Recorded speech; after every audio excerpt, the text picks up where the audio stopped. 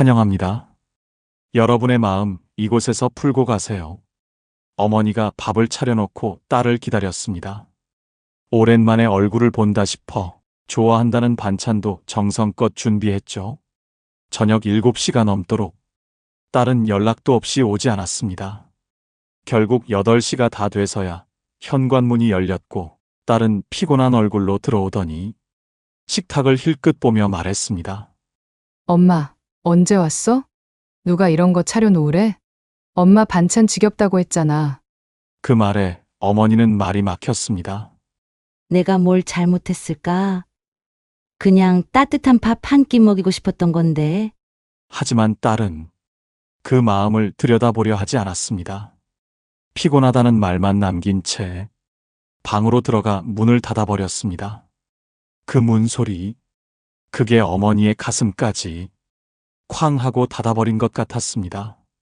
살다 보면요, 가장 사랑하는 사람에게 가장 깊은 상처를 받게 됩니다.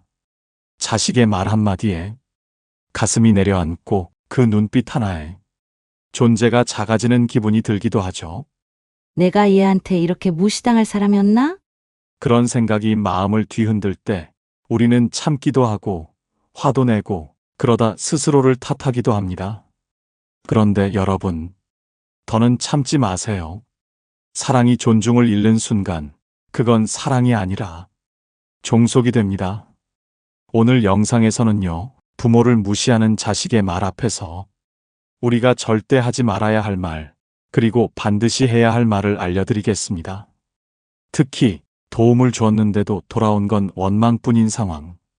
그때 필요한 단호한 한마디, 그리고 관계를 망치지 않으면서 자식을 멈춰 세우는 방법까지 하나하나 깊이 풀어드릴게요. 이제 자식의 태도를 바꿀 시간입니다.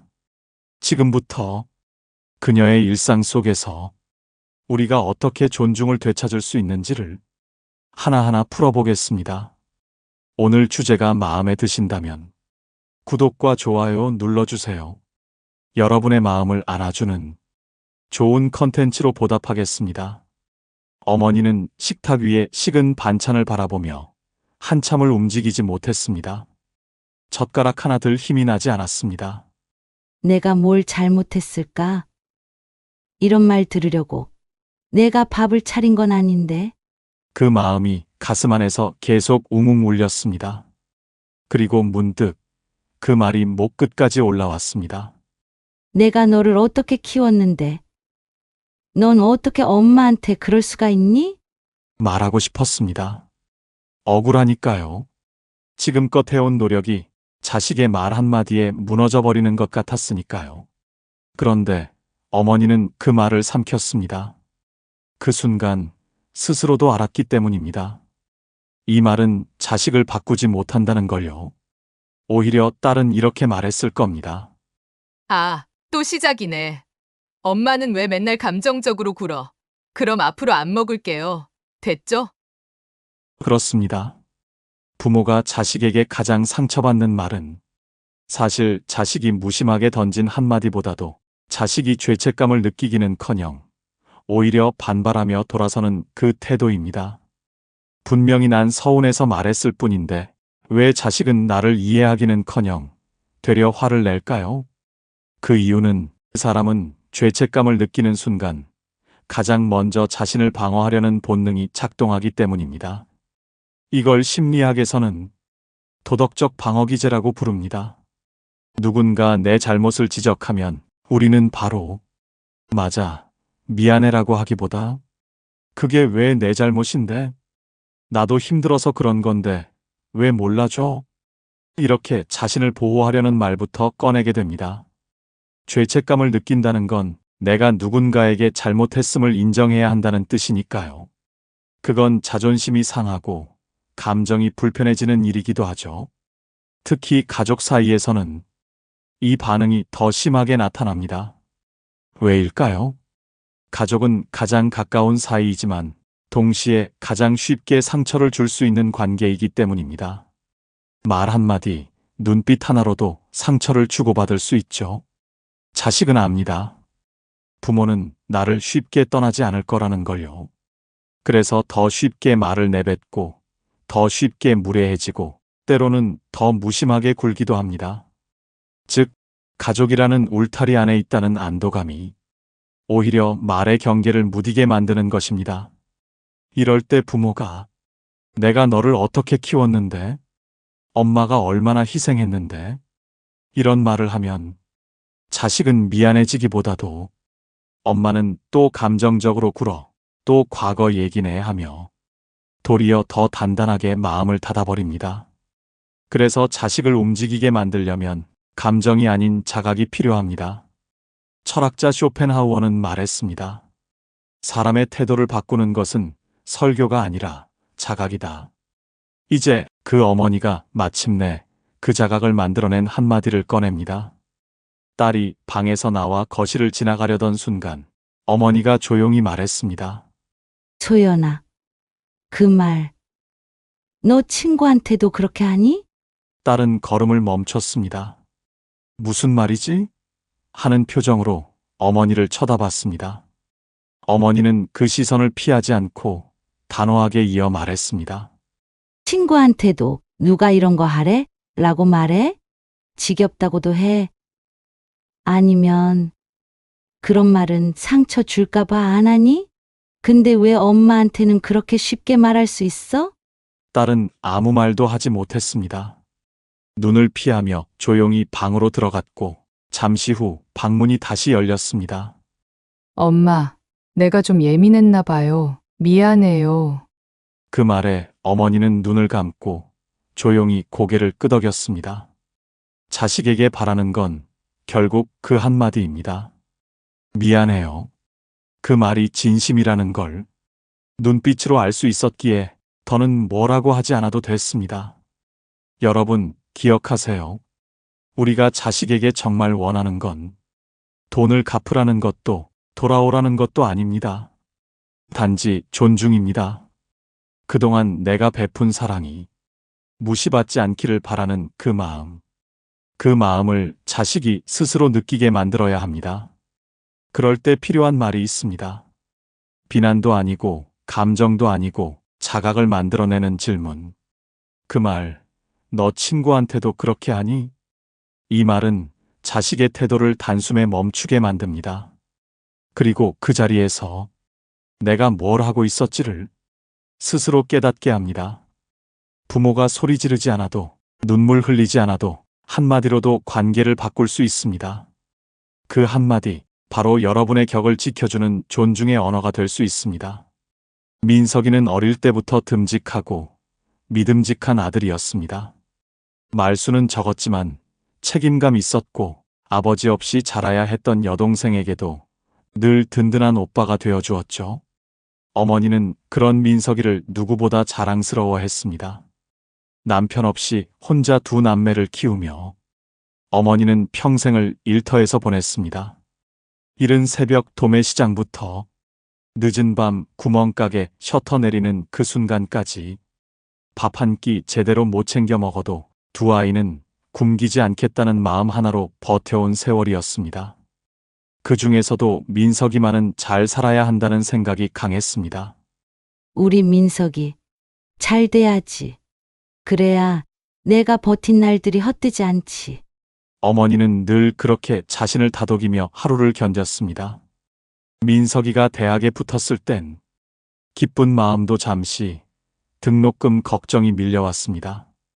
어머니는 그때부터 도매시장 새벽 알바까지 시작했습니다. 가게 문을 열기 전 새벽 4시에 일어나 무거운 채소 박스를 나르고 저녁엔 배달까지 겸하며 학비를 마련했습니다. 어느 날 민석이가 말했습니다. 엄마, 중고차라도 있어야 아르바이트도 하고 취직 준비도 할 수 있을 것 같아. 어머니는 그 말을 듣고 적금 통장을 해지하고 오래전에 들어뒀던 보험까지 깨서 조용히 중고차 한 대를 마련해 줬습니다. 민석이는 말했습니다. 엄마 진짜 고마워. 나중에 다 갚을게. 어머니는 그저 웃으며 대답했습니다. 갚긴 뭘 갚아. 잘 살면 그걸로 갚는 거지. 그 뒤 민석이는 결혼을 했고 전셋집을 알아보는데 보탬이 필요하다고 했습니다. 어머니는 마지막 남은 노후 자금에 손을 댔습니다. 그건 평생 가게 일하며 천천히 모아온 단 하나의 작은 씨앗이었습니다. 하지만 말하지 않았습니다. 말하면 민석이가 부담 가질까봐 그저 묵묵히 통장을 건넸습니다. 그렇게 세월은 흘렀고 민석이는 아이도 낳고 어느덧 가장이 되었습니다. 그런데 며칠 전 민석이가 다시 어머니를 찾아왔습니다. 표정은 어딘가 복잡했고 말투는 조심스러웠습니다. 엄마, 나 이번에 작은 사업 하나 시작해보려고 해. 점포도 괜찮은데 알아놨고, 근데 자금이 좀 부족해서 초기 자금 한 5천 정도만 도와주면 될 것 같아. 어머니는 잠시 멈췄습니다. 그리고 조용히 물었습니다. 민서가 지금 엄마가 가진 돈이 얼마나 될 것 같아? 민석이는 눈을 피하며 말했습니다. 엄마, 그거 아직 남은 거 있잖아. 엄마가 가게 하면서 모아놓은 거. 그거 그냥 놔둬서 뭐해? 엄마는 어디 놀러 다니셔? 그 돈 나 도와주려고 모은 거 아니야? 그 말에 어머니는 숨이 턱 막혔습니다. 순간 귀를 의심했습니다. 그 돈이 그냥 생긴 줄 아나? 내가 어떻게 아꼈고 얼마나 참고 그걸 모았는데. 민석이는 말을 이었습니다. 엄마, 그깟 돈 몇 푼 안 되잖아. 도와줄 수 있잖아. 지금처럼만 몇 년 더 일하시면 그거 다시 모을 수 있어. 엄마가 왜 그 돈 아껴? 아들한테 쓰라고 있는 거 아니야? 그 순간 어머니는 할 말을 잃었습니다. 그건 단순한 부탁이 아니었습니다. 엄마의 인생 전체를 희생만 하라는 말투였고 그동안의 모든 노력을 의무로 여기고 있는 태도였습니다. 어머니는 조용히 의자에 앉았습니다. 식탁 위에 놓인 찬물잔 하나를 바라보며 그 물 속에 자신이 삼킨 속마음을 띄웠습니다. 내가 이 말을 해도 될까? 내가 이 말을 꺼내는 순간 이 아이는 나를 원망하지 않을까?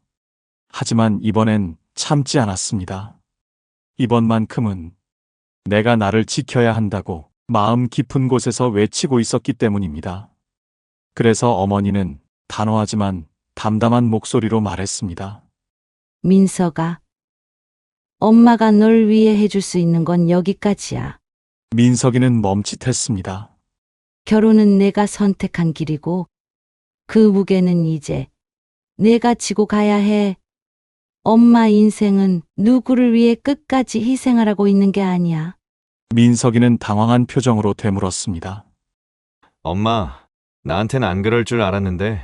그 말에 어머니는 조용히 고개를 끄덕이며 마지막 말을 남겼습니다. 그래. 엄마도 그렇게 생각했어. 하지만 이제는 알겠어. 내가 너한테 너무 많이 내어줬다는 걸. 여러분, 이 순간 어머니가 꺼낸 이 한마디는 자식을 버리는 말이 아닙니다. 자식의 무책임을 멈추게 만드는 성장을 요구하는 한 문장입니다. 심리학에서는 자식이 부모의 희생을 당연하게 여기는 태도를 권리의식이라 부릅니다. 권리의식이 높은 사람은 부모니까 당연히 해줘야 해라고 생각합니다. 이 의식은 부모의 선행을 사랑으로 느끼지 않고 의무로 받아들이게 만듭니다. 이때 부모가 경계선을 긋지 않으면 자식은 점점 더 요구하고 점점 더 무례해지고 결국엔 부모를 자원으로 취급하게 됩니다. 철학자 세네카는 말했습니다.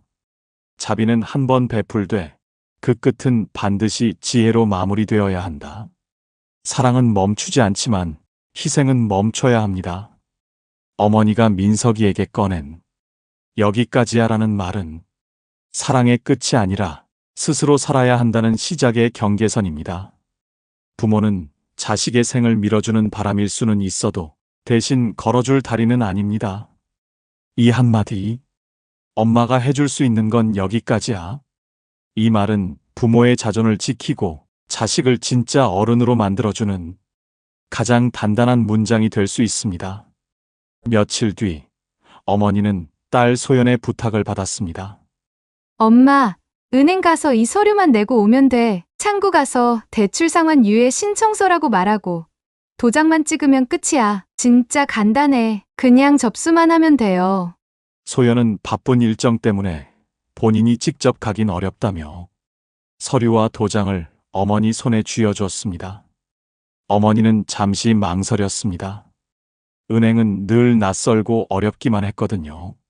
하지만 딸이 믿고 맡긴 일이라 도움을 주고 싶은 마음에 고개를 끄덕였습니다. 어머니는 이른 아침부터 은행에 나섰습니다. 도착하자마자 대기표를 뽑고 한참을 기다렸습니다. 번호가 불리고 창구에 가서 서류를 내밀었을 때 은행 직원이 물었습니다. 이건 상환유예 신청서인데요. 담당자와 직접 상담을 받으셔야 돼요. 그리고 본인이 아니시면 처리가 어렵습니다. 어머니는 당황해서 말했습니다. 딸이 그냥 접수만 하면 된다고 해서 왔는데요. 저는 잘 몰라서요. 직원은 친절하게 설명했지만 용어는 어렵고 말은 복잡했습니다. 결국 어머니는 처리를 하지 못한 채 서류만 다시 챙겨서 돌아왔습니다. 집에 도착해 지친 몸을 소파에 내리자 소연에게 전화가 왔습니다. 엄마, 서류 냈어요? 처리됐어요? 어머니는 조심스럽게 대답했습니다. 그게 엄마가 본인이 아니라서 상담이 필요하대. 그래서 그냥 돌아왔어. 그러자 소연의 목소리가 높아졌습니다. 엄마, 진짜 이것도 못해요? 그냥 내 말대로 서류 내면 된다고 했잖아요. 뭐가 그렇게 어려웠다고 또 일을 못 끝내고 와요? 어머니는 말문이 막혔습니다. 그리고 딸이 던진 다음 말에 가슴이 찢어질 듯 아팠습니다. 그깟 서류 하나 못 내면서 도와주겠다는 말을 왜 해요? 엄마는 요즘 세상 흐름도 모르고 아무것도 못하면서 그냥 가만히 계시지.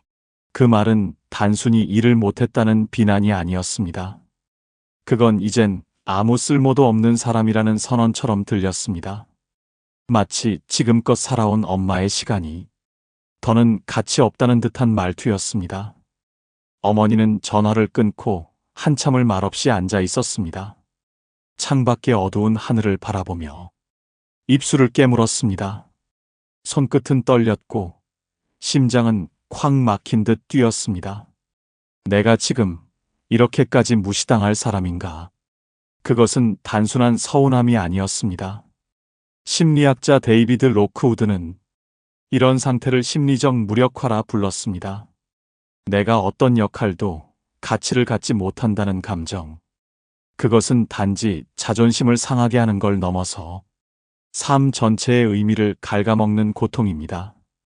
그리고 그 감정이 바로 부모가 자식에게 받을 수 있는 가장 깊은 상처입니다. 잠시 후 소연은 거실로 나왔습니다. 어머니는 조용히 그녀를 바라봤습니다. 그리고 단호하게 말했습니다. 소연아, 엄마는 지금 내가 말한 그깟 서류 하나 때문에 화가 난 게 아니야. 엄마를 대하는 너의 말투, 엄마를 아무것도 아닌 사람처럼 대하는 그 태도, 그게 더 아프다. 소연은 순간 당황한 얼굴로 어머니를 바라봤습니다. 하지만 어머니는 눈을 피하지 않았습니다. 엄마는 널 위해서라면 뭐든 해주고 싶어. 하지만 그 전에 엄마가 사람 대접은 받아야 하지 않겠니? 넌 엄마를 필요로 하면서 왜 엄마의 존재는 무시하니? 이 말은 단순히 억울함을 토로하는 게 아니었습니다. 그건 한 사람으로서 존엄을 지키겠다는 선언이었습니다. 철학자 임마누엘 칸트는 이렇게 말했습니다. 인간은 결코 수단이 되어서는 안 되며 언제나 목적 그 자체로 존중받아야 한다. 부모도 예외가 아닙니다. 사랑을 주는 존재이기 전에 존중받아야 할 인간 그 자체입니다. 소연은 아무 말도 하지 못했습니다. 그날 밤 소연은 어머니 방 앞에 서서 말했습니다. 엄마 미안해요. 엄마 말이 맞아요. 제가 너무 함부로 말했네요. 진짜 죄송해요. 어머니는 그 말에 조용히 고개를 끄덕였습니다.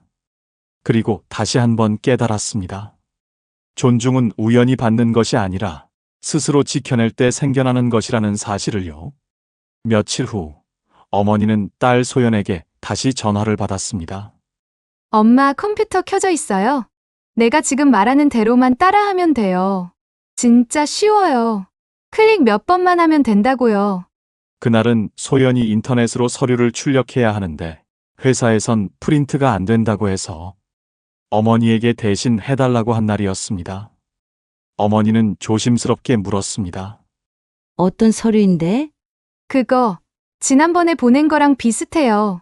메일에 첨부한 거 열고 프린트 누르시면 돼요. 어머니는 쩔쩔매며 컴퓨터를 켰습니다. 화면은 낯설고 메일 계정도 자동 로그인이 안 돼. 딸에게 전화를 걸어 또 물었습니다. 그때 딸이 짜증 섞인 말투로 말했습니다. 아, 진짜 엄마는 이런 것도 못해요? 이래서 내가 뭐 좀 부탁하면 스트레스라니까. 그냥 스마트폰 하나 못 다루는 사람한테 뭘 기대한 내가 잘못이지. 그 말에 어머니는 마치 뒤통수를 맞은 것처럼 멍해졌습니다. 소연의 말은 단지 컴퓨터를 못 다룬다는 게 아니었습니다. 그건 엄마는 이제 아무것도 할 수 없는 사람이라는 말과 같았습니다. 기술을 모른다는 이유 하나만으로 인생 전체를 뒤처진 존재로 규정해버리는 말투였습니다. 어머니는 마우스를 잡은 손을 내려놓았습니다. 그리고 조용히 말했습니다. 소연아, 엄마는 내 부탁을 들어주고 싶어서 컴퓨터를 켰어. 못하는 게 아니라 모르는 거야. 모른다고 해서 무능한 건 아니야. 모르는 걸 알려주면 되는 거고, 그걸로 사람 자체를 무시하면 안 되는 거야. 소연은 말없이 숨을 들이쉬었습니다. 그리고 어머니의 마지막 한마디에 그 말이 가슴에 그대로 꽂혔습니다. 내가 나보다 조금 더 많이 안다고 해서 엄마가 너보다 못한 사람이 되는 건 아니야. 이 한마디는 딸에게 큰 울림을 주었습니다. 그 순간 소연의 얼굴이 붉어졌습니다. 엄마 미안해요. 제가 너무 예민했나 봐요. 다시 차근히 알려드릴게요. 그날 이후 딸은 어머니에게 설명할 때 짜증을 내는 일이 확 줄었습니다. 여러분, 이 상황은 단지 기술적인 능력의 차이가 아니라 존엄에 대한 태도의 문제입니다. 현대 사회에서 디지털 기기를 다룬다는 건 일종의 능력처럼 여겨집니다. 그래서 자식들은 때때로 그 능력을 기준으로 부모를 판단하려 들죠. 하지만 심리학에서는 이런 현상을 연령 편향이라고 부릅니다. 나이가 많다는 이유로, 기술에 익숙하지 않다는 이유로 어떤 사람을 무시하거나 능력 없는 존재로 여기는 태도입니다. 이런 태도는 단지 무례하다는 수준이 아니라 관계를 해치고 상대의 자존을 침해하는 폭력에 가깝습니다. 철학자 공자는 말했습니다. 늙은 이를 공경하되 그 뜻까지 헤아려야 한다. 겉으로 예의를 지키는 것이 아니라 그 사람의 내면과 입장을 진심으로 존중하라는 뜻입니다. 부모는 단지 무엇을 할 수 있는지로 평가받는 존재가 아닙니다. 그동안 살아온 시간과 마음, 그 자체로 존중받아야 할 이유가 충분한 사람입니다. 딸의 한마디에 상처받았던 어머니는 화내지 않았습니다. 감정으로 억지로 눌러서 설득하려 들지도 않았습니다. 그저 단 한마디, 존엄을 지키는 한마디로 딸의 태도를 바꾸었습니다. 모른다고 해서 무능한 게 아니야. 그리고 내가 나보다 많이 안다고 해서 엄마가 더 못한 사람이 되는 건 아니야. 이 말은 자식의 말을 멈추게 하는 동시에 스스로를 돌아보게 만듭니다. 부모의 사랑은 무한하지만 존중은 조건 없이 주어지는 것이 아닙니다. 그건 지켜내야만 얻을 수 있는 것입니다. 그리고 여러분이 그 존중을 지켜낼 수 있도록 이 한마디를 마음속에 새겨두세요.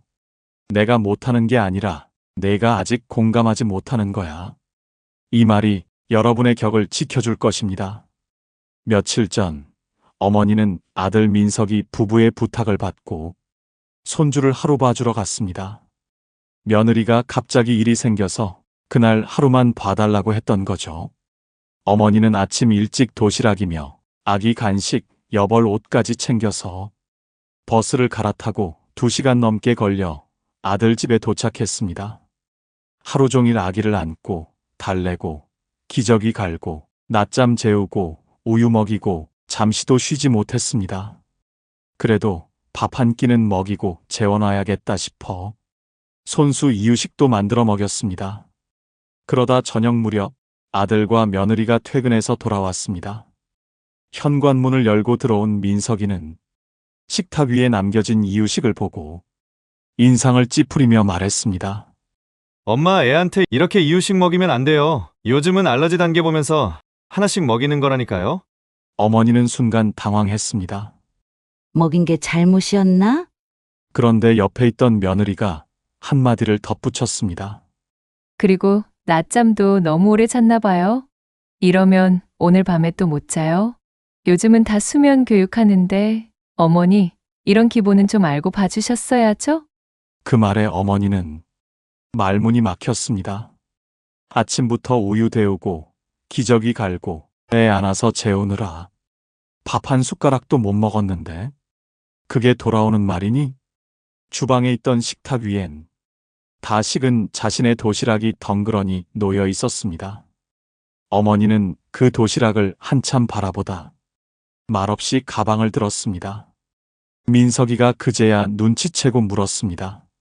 엄마, 어디 가세요? 그때 어머니는 조용히 하지만 단호하게 말했습니다. 그래. 엄마가 모자랐나 보다.